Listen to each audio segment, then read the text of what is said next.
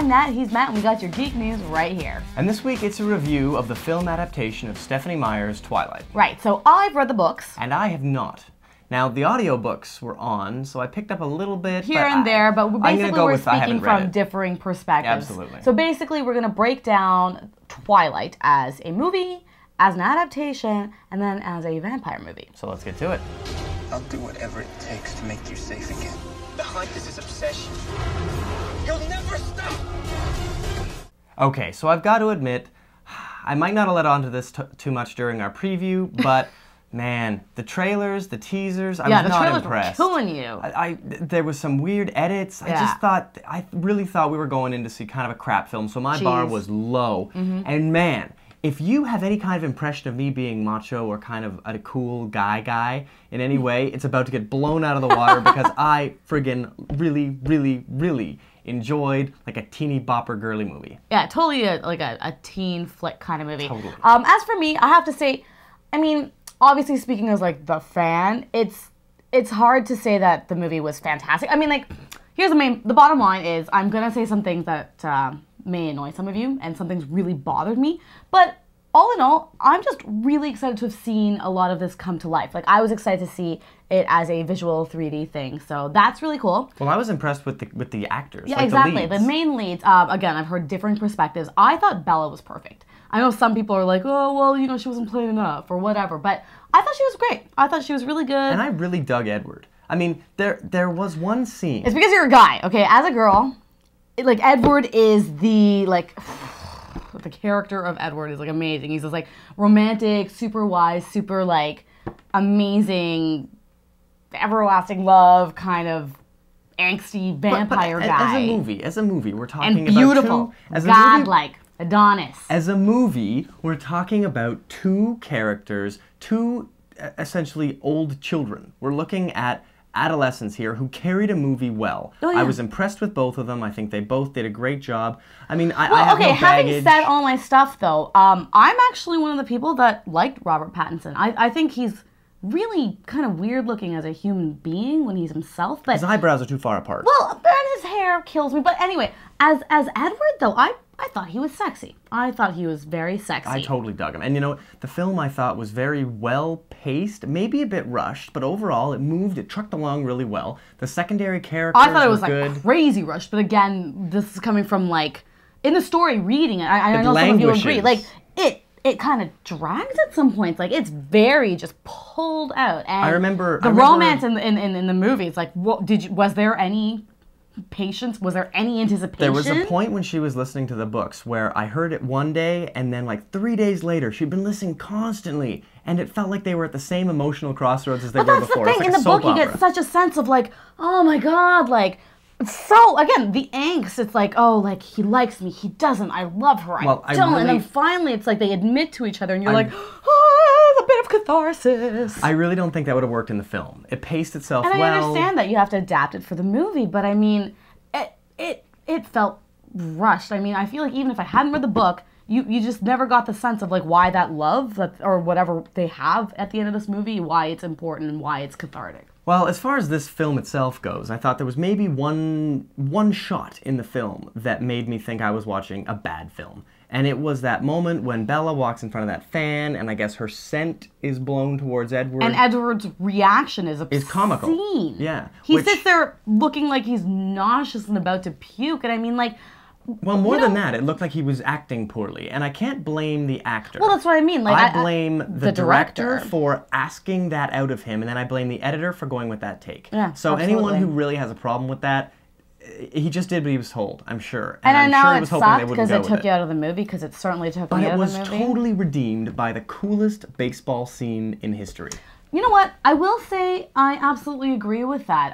The baseball scene was fantastic, and as cool as it was to listen to it in the book, it's one of those things that were really enhanced visually. Oh, yeah. It was fantastic. I really enjoyed it. And it was, if you're wondering what the song is, that was Muse doing a song called Supermassive Black Hole. Very cool. I have it on my iPod, so when I heard it start up, I'm like, oh, I'm going to like this scene, and it just kicked ass. It made me want to watch, it made me want to see an X-Men versus Fantastic Four, like, baseball game. It was just really cool to see. I enjoyed it.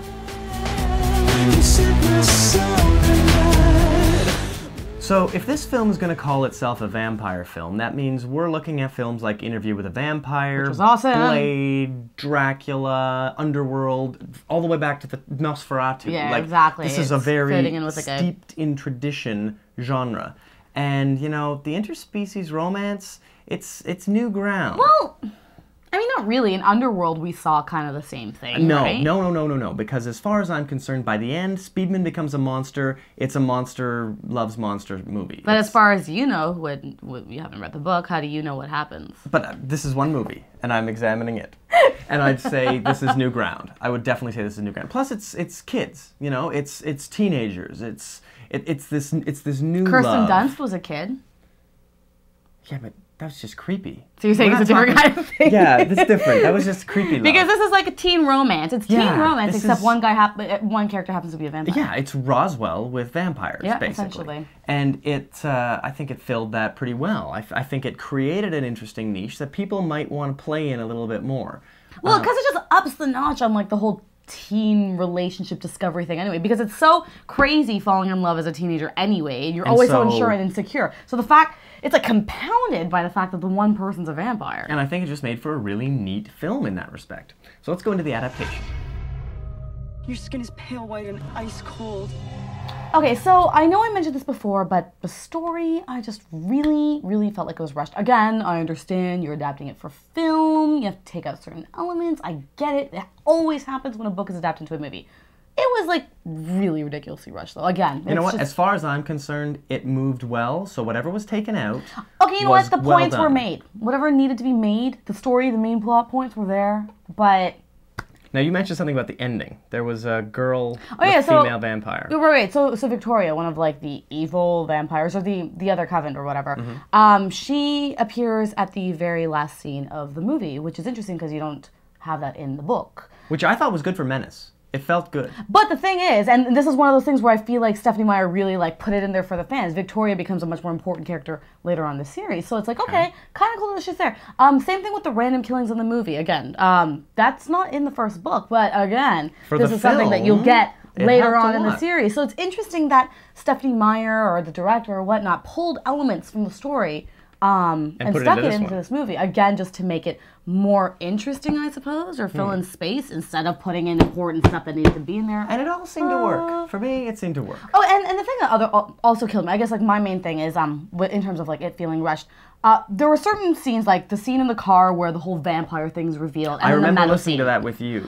yeah. I understand how, you know, visually it might have been boring, but those were like integral scenes to their like relationship and the development of the relationship. Bella wound up finding out about vampires and the meadow scene, which was differently. Beautiful in the book, it was brilliant, and I pictured it so vividly. In the movie, it was just a silent montage. It was a few seconds of a montage where you see them going like this with music. And well, I've got to say that the collateral damage that I got by getting to actually listen to some of the book, I was disappointed with the prom scene. Because at the end, you get to this point where I really wanted to see Emmett and Rosalie and Jasper and Alice. I wanted to see them dancing the way that was described by Stephenie Meyer. That's one of those scenes where you could really picture vividly as well. This classical, like, early 20s dancing, I wanted to see it. And then it just wound up being, like, lame sauce shots from the midriff up because they didn't even show Bella dancing on Edward's feet. Like, I was just unimpressed with that little thing. So I can imagine how anyone who's the other read thing the that book, bothered me, sorry, random thing, it killed me that none of the vampire backgrounds were in there. Like, they all have these interesting little stories, and again, maybe this is because we'll get more of their stories in future stories, and they're hoping that those will be made into movies as well. Well, I mean, New Moon was just greenlit. Yeah, exactly. New Moon was just greenlit. We've got a sequel on the way, so it's safe to say if we're getting 2, we may be getting 3, and then 4, so there we go. We're getting more. Now, the next thing you're going to see from us is a review of a movie you may have never heard of, and you absolutely have to see. It's called Repo, the Genetic Opera, and we'll have some of that coming up for you soon. I'm not scared of you.